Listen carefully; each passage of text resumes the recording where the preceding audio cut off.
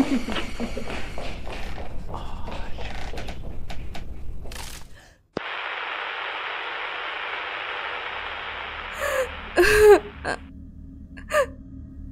Two radio রামধনু।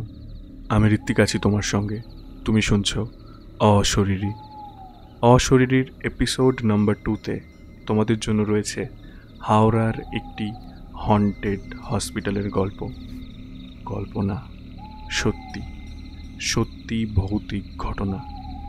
এই ঘটনাটা শুনে তোমরা অনেকেই হয়তো ভীষণ ভয় পাবে, কিন্তু তার সঙ্গে বুকের মধ্যে থেকে যাবে চাপা একটা কষ্ট, অনেকটা মন খারাপ। এই ঘটনাটা যার সঙ্গে ঘটেছে সে আমার পরিচিত এক কাকিমা। তিনি হয়তো মারাও যেতে পারতেন এই সমস্ত ঘটনাটার মধ্যে দিয়ে, কিন্তু আমি ভগবানের কাছে চিরকৃতজ্ঞ এরকমটা হয়নি। কিন্তু ভগবানকে প্রচণ্ড নিষ্ঠুর মনে হয় যে ঘটনাটা এখানে ঘটেছে সেটা ভেবে। শুনতে থাকো আমাদের আজকের গল্প, সত্যি ঘটনা, দ্য হন্টেড হসপিটাল। এই ঘটনাটা আমারই পরিচিত এক কাকিমার সঙ্গে ঘটে। তিনি আমার সাথে সম্পূর্ণ ব্যাপারটা শেয়ার করেন। আমার মনে হলো এই ঘটনাটা তোমাদের জানা উচিত, শোনা উচিত। তো আমার সেই পরিচিত কাকিমা একবার ভীষণ খারাপ একটা রোগে পড়েন। তার ফলে কাকিমার শরীরে রক্ত স্বল্পতা দেখা দেয়। রক্ত স্বল্পতা অর্থাৎ শরীরে রক্ত কমে যায়। সেই জন্য কাকিমার হাজব্যান্ড কাকু ওনাকে হসপিটালে ভর্তি করেন, হাওড়ার সেই হসপিটালে। আই এম ভেরি সরি, আমি নামটা বলতে পারবো না বিভিন্ন কারণ। তো সেই হসপিটালে ভর্তি করার পর ডক্টর দেখেন, দেখার পর বলেন যে ওনাকে ব্লাড দিতে হবে। রক্ত শরীরে অনেক কম রয়েছে, তো ওনার শরীরে রক্ত দিতে হবে। তো ওই জন্য তাকে কিছুদিন অবজারভেশনে রাখা হবে হসপিটালের মধ্যেই। কিছু টেস্ট হবে, তারপর ওনার শরীরে রক্ত দেওয়া হবে। তো রাখা হয় সেখানে কাকিমাকে। প্রথম দিন কাকিমা বলেন যে আমি থেকে যাব, কোনো সমস্যা নেই, আমি এখানে ভালোভাবেই থেকে যাব আমার মনে হয়। তো কাকু নিশ্চিন্ত হয়ে সব রকম ফর্মালিটিস করে কাকিমাকে হসপিটালে অ্যাডমিট করে বাড়ি ফিরে আসেন। বাড়ি ফিরে আসার পর কাকিমার সঙ্গে ফোনে কাকুর কথা হয় সন্ধেবেলা। রাত্রে শোবার আগেও কাকিমার সঙ্গে ফোনে কথা হয় কাকুর। সমস্যা কিছুই হয়নি সেদিন। সমস্যা হয় কাকু তার পরের দিন হসপিটালে গিয়ে যেটা শোনে কাকিমার মুখ থেকে। কাকিমা কাকুকে বলেন যে আমি সারা রাত ঘুমাতে পারিনি, আমি এখানে থাকতে পারবো না, তুমি আমাকে এখান থেকে নিয়ে চলো, আমি থাকতে পারবো না, আমি এখানে থাকলে আমি মারা যাব, আমি থাকতে পারবো না। কাকু কাকিমাকে বলে, কি হয়েছে, তুমি মানে এই ধরনের কথা বলছো, মারা যাবে, কি হয়েছে, মানে তুমি আমাকে খুলে বলো, আমি কিছুই বুঝতে পারছি না। তারপর কাকিমা যে বিষয়টা কাকুকে বলেন সেটা তোমাদের সঙ্গে শেয়ার করার আগে তোমাদের বেশ কিছু কথা আমি বলে রাখি। হসপিটালে যে ওয়ার্ডের মধ্যে কাকিমা রয়েছেন সেখানে টোটাল 6টা বেড, পরপর 6টা বেড। আর অন্য কোনো বেডের মধ্যে কোনো পেশেন্ট নেই। 6টা বেডের মধ্যে একটা বেডেই কাকিমা রয়েছেন, বাদবাকি 5টা বেড ফাঁকা। কাকিমার ডান পাশে 3টে ফাঁকা বেড, বাঁ পাশে 2টো ফাঁকা বেড। ওকে, বোঝাতে পারলাম? আর একটা কথা, ওই ওয়ার্ডটা হসপিটালের একদম গ্রাউন্ড ফ্লোরে, কোণের দিকে, ধারের দিকে কোণ, ওটা একদম হসপিটালের। ওকে। তারপর কাকিমা কাকুকে বলেন যে আমি সারা রাত ঘুমাতে পারিনি, আমার পাশের বেডে, বাঁদিকে যে 2টো বেড রয়েছে তার মধ্যে একটা বেড একদম পাশে, যেটা কাকিমার বেডের দেওয়ালের দিকেরটা না, কাকিমার বেডের একদম পাশে বাঁদিকে 2টো বেড রয়েছে।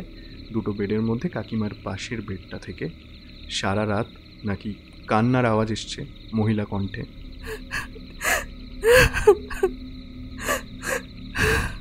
বাবু, বাবু তুই কোথায় বাবু? একটা বাচ্চারও কান্নার আওয়াজ এসছে। তার সঙ্গে হঠাৎ হঠাৎ হাসির আওয়াজ এসছে, বাচ্চার কান্নার আওয়াজ এসছে।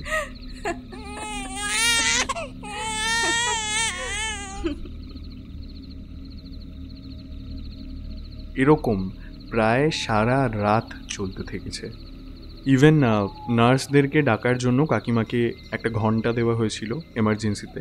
কাকিমা সেই ঘন্টা সারা রাতে বহুবার বাজিয়েছেন, কিন্তু কেউ আসেননি। সমস্ত ঘটনাটা কাকু শোনার পর বলেন, আচ্ছা, আর কিছু হয়েছে? আর কিছু? কাকিমা তখন বলেন যে আমি সারা রাত ঠিক করে নিঃশ্বাসও নিতে পারিনি। আমার মনে হচ্ছিল কেউ একটা আমার মুখ চেপে ধরেছে, আমি নিঃশ্বাস নিতে পারিনি। আমার মনে হচ্ছিল আমি আর বাঁচব না, আমাকে এক্ষুনি এখান থেকে নিয়ে চলো, আমি এখানে আর এক মুহূর্তও থাকবো না। কাকু তখন বলেন, দাঁড়াও, আমাকে একটু ভাবতে দাও, আমি দেখছি কি করা যায়। কাকু তারপর ডক্টরের কাছে যান, কাকিমার শরীরের কোনো রকম ইমপ্রুভমেন্ট হয়েছে কি না, কবে তাকে ব্লাড দেওয়া হবে ইত্যাদি কথা জানতে। তো ডক্টর তখন কাকুকে বলেন যে আর 2 দিন আমরা অবজারভেশনে রাখছি, আমরা কিছু মাইনর টেস্ট করেছি, সেগুলোর রিপোর্ট আমরা হাতে পাই, আমরা সেগুলো চেক করব, চেক করার পর আমরা দেখব যে কবে ব্লাড তাকে দেওয়া যায়। তো কাকু এটা শোনার পর বলেন যে আমি কি পেশেন্টকে বাড়িতে নিয়ে যেতে পারি? তখন ডক্টর বলেন যে না না না, পেশেন্টকে বাড়িতে নিয়ে যাওয়ার এখন কোনো রকম চান্স নেই। উনি এখানে থাকলে আমাদের অবজারভেশনে থাকবেন, তো হতে পারে যে এখানে থাকতে থাকতে ওনার শরীরে ইমপ্রুভমেন্ট আসে আর ব্লাড না দিতে হয়। তো এটা শোনার পর কাকু বলেন ওকে, ঠিক আছে। তো কাকু তারপর কাকিমার কাছে ফিরে আসেন, ফিরে এসে কাকিমাকে বলেন, আমি ডক্টরের সঙ্গে কথা বললাম, বাট তোমাকে এখানেই থাকতে হবে, কিছু করার নেই, মানে শরীরের ব্যাপার, বুঝতেই পারছো। কাকুর কথা শুনে কাকিমার প্রায় অবস্থা খারাপ।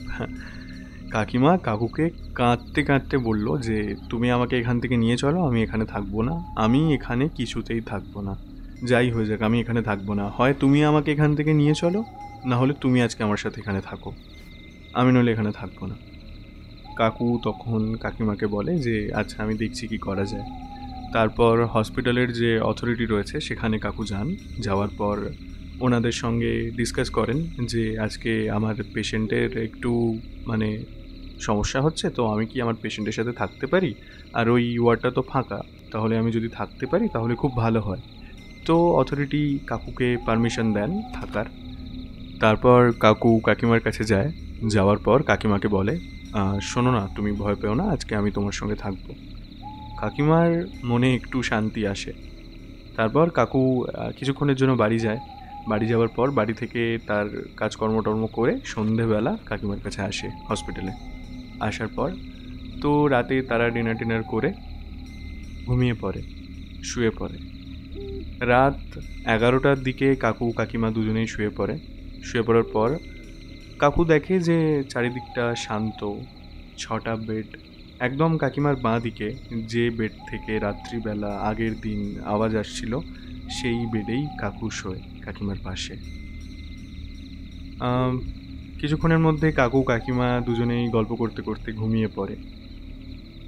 কটা বাজে ঘড়ির কাঁটায়? তখন বাজে 1:15 কি 20। হঠাৎ কাকুর ঘুমটা ভেঙে যায়। কাকু শুনতে পায় তারই বেডের মাথার কাছ থেকে একটা মহিলার কান্নার আওয়াজ, সঙ্গে বাচ্চার কান্নার আওয়াজ। বাবু তুই কোথায় চলে গেছিস? বাবু, বাবু তুই কোথায়?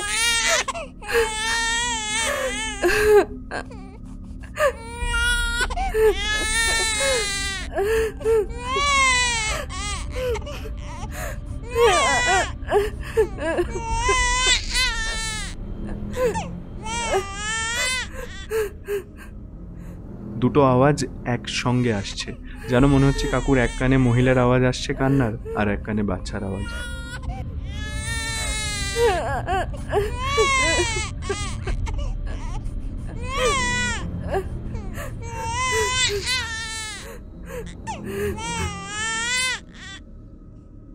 কাকু কাকিমার দিকে ঘুরে তাকায়, কাকিমার চোখ খোলা।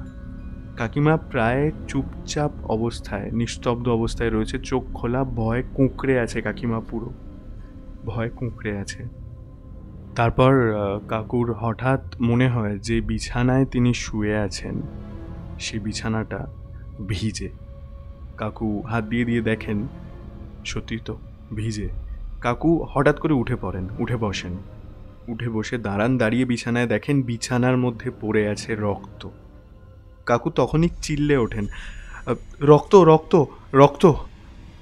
কাকুর কথা শুনে কাকিমা তার ঘণ্টাটা হাতে নিয়ে জোরে জোরে বাজাতে থাকেন। কেউ আসে না, কেউ না। কাকু কাকিমার পাশে গিয়ে বসেন, কাকিমাকে শান্ত করেন। তখনও ওই মহিলার কান্নার আওয়াজ ভেসে আসছে। বুঝতে পারছো পরিস্থিতিটা? অসুস্থ কাকিমা, সাথে কাকু। কাকিমা গায়ের জোরে ঘন্টা বাজাচ্ছেন, তার সঙ্গে সেই মহিলার আওয়াজ, কান্নার আওয়াজ। এভাবেই প্রায় অনেকটা সময় কেটে যায়।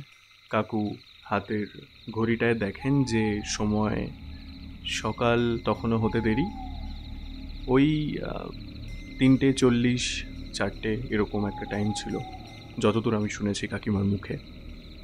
সেই সময় কাকু কাকিমাকে বলে যে চলো বাইরে একটা চায়ের দোকান আছে, একটু এগিয়ে গিয়ে ওখানে যাই, চলো তুমি চলো, এখানে থাকতে হবে না। কাকু কাকিমাকে নিয়ে চায়ের দোকানে যান। কাকিমা তখনও ভয় কাঁপছেন। কাকুরও খানিকটা খারাপ অবস্থা। কাকু কাকিমাকে এক হাতে জাপটে ধরে আছেন। হঠাৎ করে চায়ের দোকানের যিনি ওনার, এক বয়স্ক ভদ্রলোক, তিনি কাকুকে জিজ্ঞাসা করেন, আপনারা এত সকালে কি হসপিটাল থেকে আসছেন? কাকু বলে, হ্যাঁ হসপিটাল থেকে আসছি। এত সকালে প্রশ্ন করেন চায়ের দোকানের ভদ্রলোক। কাকু বলেন, ইনি আমার স্ত্রী, ওই হসপিটালে অ্যাডমিট রয়েছেন। তো সমস্ত ঘটনাটাই কাকু খুলে চায়ের দোকানের লোকটাকে বলে। চায়ের দোকানের ভদ্রলোক সবটা শোনার পর চোখটা বোঝার পর তিনি উপরের দিকে তাকান। তারপর তিনি বলতে শুরু করেন, আচ্ছা আপনারা কি ওয়ার্ড নাম্বার 13-এ রয়েছেন, গ্রাউন্ড ফ্লোরে কোণের দিকে? কাকু ভয়ে ভয়ে উত্তর দেন যে হ্যাঁ হ্যাঁ, হসপিটালের গ্রাউন্ড ফ্লোর কোণের দিকে, ওয়ার্ড নাম্বার 13। হ্যাঁ, আপনি কি করে জানলেন? তখন লোকটা কাকুকে বলেন যে আমি সমস্তটাই আপনাকে বলবো, আমি কি করে জানলাম, ওখানে কি ঘটেছিল না ঘটেছিল, সমস্তটাই আমি আপনাকে বলবো। কিন্তু এখন যেটা করণীয় সেটা হচ্ছে আপনি আপনার পেশেন্টকে, আপনার স্ত্রী হয় বললেন তো? কাকু বললেন হ্যাঁ স্ত্রী হয়। তখন ভদ্রলোক চায়ের দোকানের বলেন যে আপনি আপনার স্ত্রীকে যত তাড়াতাড়ি সম্ভব আজকে এখান থেকে অন্য জায়গায় গিয়ে অ্যাডমিট করুন। ওই ওয়ার্ডটা একদম ভালো না, ওখানে থাকলে আপনি আপনার স্ত্রীকে আর বাঁচাতে পারবেন না বাঁচাতে। কাকিমা কাঁদতে শুরু করে দিয়েছে তখন। কাকু কাকিমাকে নিয়ে হসপিটালে যান। তখন ঘড়ির কাঁটা ভোর 5:30, 5:45। যাওয়ার পর তিনি অথরিটির ওখানে গিয়ে কথা বলেন যে তিনি কাকিমাকে নিয়ে বাড়ি যাবেন, কাকিমা এখানে থাকতে চাইছেন না, সমস্যা হচ্ছে। এতবার ডাকার পরও নার্সরা আসেনি রাতে সমস্যার সময়। তো সেখান থেকে কাকু কাকিমাকে নিয়ে আসেন, বাড়িতে নিয়ে আসার পর সেদিন আর হয় না, তার পরের দিনকে অন্য একটা হসপিটালে কাকিমাকে কাকু গিয়ে অ্যাডমিট করে আসেন। অ্যাডমিট করে আসার পর সেদিন কাকিমার সঙ্গেই কাকু থাকেন ওখানে, কাকিমা যেহেতু একা থাকতে ভয় পাচ্ছেন। তারপর ওই হসপিটালের ডক্টর কাকিমাকে দেখেন, দেখার পর তিনি কাকুকে বলেন যে আপনি কোথায় ছিলেন এতদিন? পেশেন্টকে আরও তাড়াতাড়ি ইমিডিয়েটলি হসপিটালে ভর্তি করা উচিত ছিল আপনার। পেশেন্টের শরীরে তো রক্তই নেই, কি করছিলেন এতদিন আপনি কেন পেশেন্টকে এত দেরি করে এনেছেন? আরও নানান কথা শোনান ওখানের ডক্টর কাকুকে। তো তারপর কাকিমা 1-2 সপ্তাহ পর হসপিটাল থেকে ছাড়া পান। কাকিমা এখন সুস্থ আছেন। কিন্তু আসল যেটা ঘটনা, কাকু এরই মধ্যে একদিন গিয়েছিলেন ওই চায়ের দোকানে, হাওড়ার সেই হসপিটালের সামনে যে চায়ের দোকান, সেখানে যাওয়ার পর কাকু চায়ের দোকানের ওই ভদ্রলোককে জিজ্ঞাসা করেছিলেন যে আচ্ছা ওই হসপিটালের গ্রাউন্ড ফ্লোরে ওয়ার্ড নাম্বার 13-এর কী ঘটনা, ব্যাপারটা কি, আমি জানতে চাই। চায়ের দোকানের ভদ্রলোক কাকুকে সমস্ত বিষয়টাই খুলে বলেন। বিষয়টা খানিকটা এরকম, ওই হসপিটালের গ্রাউন্ড ফ্লোরের ওয়ার্ড নাম্বার 13-এ। আজ থেকে 1.5 বছর আগে একজন মহিলা অ্যাডমিট ছিলেন। তিনি প্রেগনেন্ট ছিলেন, সেই অবস্থায় তিনি ওখানে অ্যাডমিট হয়েছিলেন। ওখানে তিনি একটি পুত্র সন্তানের জন্ম দেন। তো ভালো ছিলেন, তারা একসঙ্গে সন্তানের জন্ম দিয়েছিলেন, প্রথম সন্তান ওই মহিলার। দুঃখের বিষয় হচ্ছে মহিলার হাজব্যান্ড ডেলিভারির 3 মাস আগে মারা যান। প্রচণ্ড কষ্টে ছিলেন মহিলা, খানিকটা মানসিকভাবে ভেঙেও পড়েছিলেন, অনেকে বলতেন পাগল হয়ে গেছেন। কিন্তু বাচ্চা হওয়ার পর, পুত্র সন্তানের জন্ম দেওয়ার পর খুব খুশি ছিলেন তিনি, সবসময় বাচ্চার সঙ্গে হাসতেন। আমরাও বহুবার আওয়াজ পেয়েছি, খেলছেন দুজনে। পুরো ভাবার মতন হয়েছিস, দেখ নাকটাও যেন পুরো ভাবার মতন। আমার মতন হতে পারলি না দুষ্টু? কত হাসে আমার সোনাটা। যাই হোক, তো হঠাৎ একটা ঘটনা ঘটে হসপিটালের ওই গ্রাউন্ড ফ্লোরের বাইরের দিকে একটা জানলা রয়েছে। ওই জানলা থেকে হঠাৎ একদিন একটা বেড়াল ঢোকে হসপিটালে, জানলা দিয়ে ওই ওয়ার্ডের ভিতর ঢুকে ওই বাচ্চাটার চোখ উপড়ে নেয়, আঁচড়ায় মুখের মধ্যে।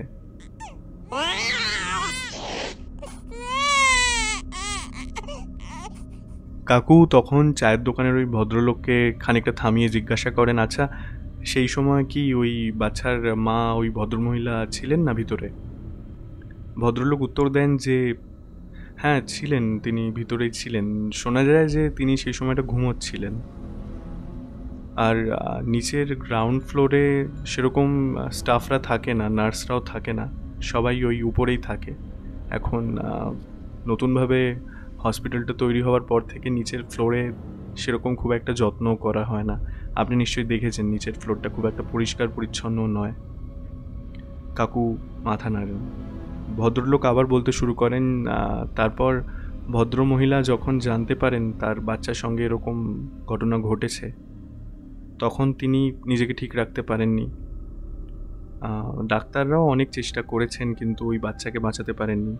ভাবতে পারছেন, একটা চোখ উপড়ে নিয়ে চলে গেছে, গলার গাছটা আঁচড়ে পুরো ছিঁড়ে দিয়েছিল বেড়ালটা বাচ্চাটার। তারপর ভদ্রমহিলা প্রচণ্ডভাবে ভেঙে পড়েন হসপিটালে। আর 2 দিন পরই হঠাৎ করে সুইসাইড করেন, শিরা কেটে হাতের।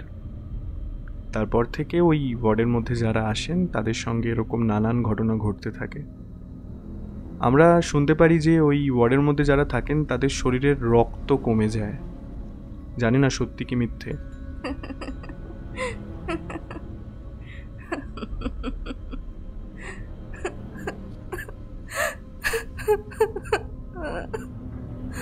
বাবু তুই চলে গেলি, বাবু তুই চলে গেলি আমায় ছেড়ে।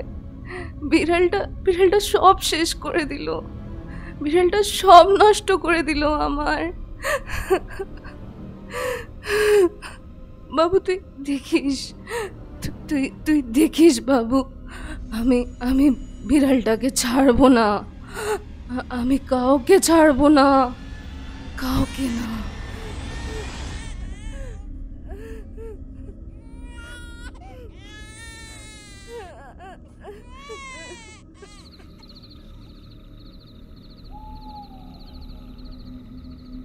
যাই হোক, সমস্ত ঘটনাটা এটাই। এই ঘটনাটা শোনার পর আমি, বিশ্বাস করো, প্রচণ্ডভাবে ভয় পেয়েছি। আমারও তো মা আছে, নানান রকম রোগ সমস্যায় ভোগেন। ভয় পাই এরকম ঘটনা যাতে না ঘটে। কিন্তু ওই মহিলাটার কথা ভেবেও আমি জানি না, প্রচণ্ড কষ্ট হয়েছে। হাজব্যান্ড মারা গেছিলেন, হাজব্যান্ডের শেষ দেওয়া একটা বাচ্চা, প্রথম সন্তান, এত খারাপ মৃত্যু হলো তার। জানি না, আমার কিছু বলার নেই। এই ঘটনাটা রেকর্ড করতে করতে অনেক সমস্যার সম্মুখীন আমি হয়েছি। আমি যখনই এই ঘটনাটা রেকর্ড করতে যাচ্ছি, অন্য সমস্ত জিনিসপত্র রেকর্ড হচ্ছে, কিন্তু এখানে নানান ধরনের গ্লিচ আসছে। কেন আসছে আমি তোমাদের শুনিয়ে দিতে পারি।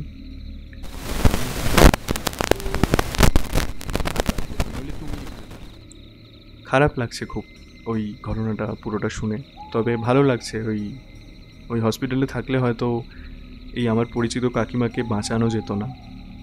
কাকিমা এখন ভালো আছেন, কাকু কাকিমার প্রচণ্ডভাবে যত্নও করছে। হ্যাঁ, আমি জানি হয়তো আমার উচিত ওই হসপিটালের ডিটেলস, নাম সব কিছু তোমাদের সঙ্গে শেয়ার করা, কিন্তু আমার হাত বাঁধা। তোমরা হয়তো জানো এরকম ডিরেক্টলি নাম বললে কি কি ধরনের সমস্যা আসতে পারে, তাই আই এম ভেরি সরি। তোমরা যদি কেউ সেই হসপিটালের ডিটেলস, নাম জানতে চাও তাহলে কমেন্ট করো, অথবা ডেসক্রিপশন বক্সে দেওয়া মেল আইডিতে আমাকে মেল করতে পারো, আমি তোমাদের পার্সোনালি সেখানে বলে দেবো। তোমরা শুনছিলে অশরীরীর দ্বিতীয় এপিসোড। যদি ভালো লেগে থাকে আমাদের আজকের এই ঘটনা, তাহলে অবশ্যই লাইক করো, কমেন্ট করো। আমাদের চ্যানেলে নতুন হয়ে থাকলে সাবস্ক্রাইব করতে ভুলো না। আর তোমরাও যদি তোমাদের সঙ্গে ঘটা এরকম অদ্ভুত ভৌতিক ঘটনা শেয়ার করতে চাও, তাহলে আমাদের ডেসক্রিপশন বক্সে দেওয়া মেল আইডিতে মেল করতে পারো। ভালো থেকো, শুনতে থেকো রেডিও রামধনু।